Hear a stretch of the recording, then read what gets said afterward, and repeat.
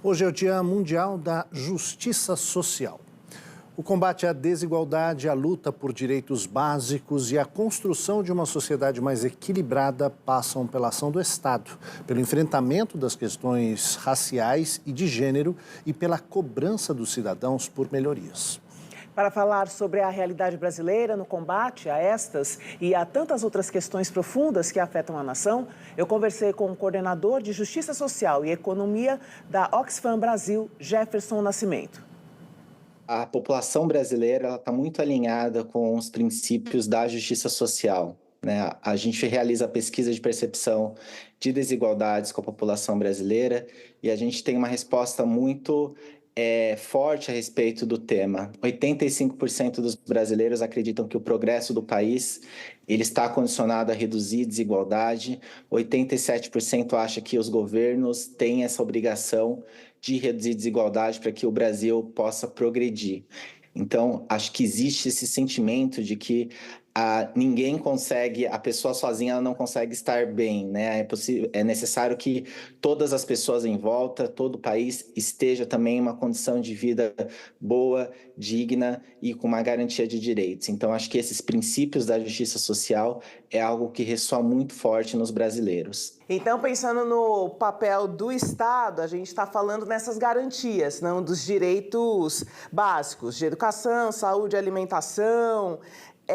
Faltam políticas públicas mais efetivas para que a gente atinja essa realidade mais equilibrada, pelo menos? Sem dúvida. Há a percepção de que é necessário essa ação do Estado via políticas públicas, né, para reduzir desigualdades e garantir a justiça social, e as pessoas têm essa percepção de que o Estado ele tem falhado com relação a isso.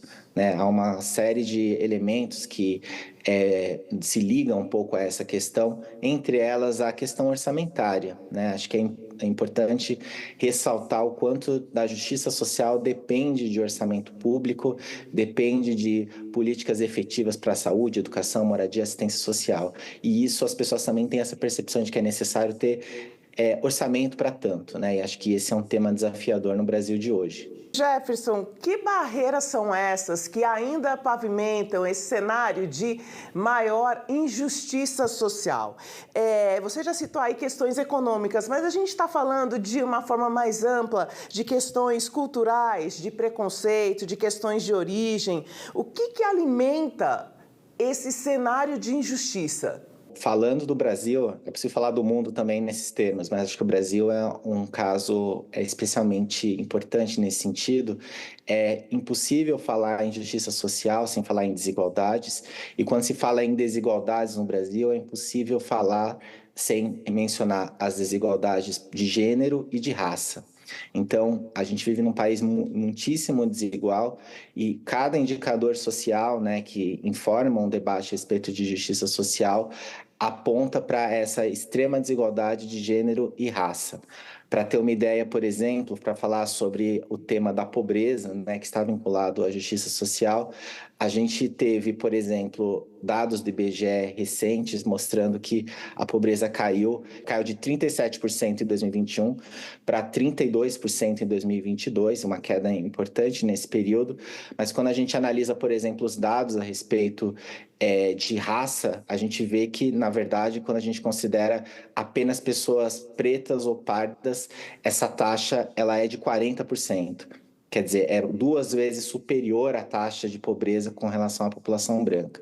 Então, fazer esses recortes de gênero e raça é fundamental para a gente entender o desafio, né, e aquilo que a gente tem que fazer rumo a um quadro de plena justiça social no Brasil. Nesse Dia Mundial da Justiça Social, as Nações Unidas, né, estabeleceram como lema o tema Justiça Social no centro das agendas políticas, mostrando como é necessário que a orientação do Estado ela seja voltada realmente para atingir essa maior igualdade entre as populações dos países. Nesse sentido de um pensamento mais global, os grandes eventos internacionais, eles têm também um papel importante, né, de concentrar esforços e pensamentos das nações para a busca dessa justiça social internamente, né, em cada país e de forma mais global quando a gente pensa na interação de todos os países. países? Sem sombra de dúvida. Eu acho que é importante mencionar o fato de que o Brasil, nesse momento, ele preside o G20, né, que é o grupo das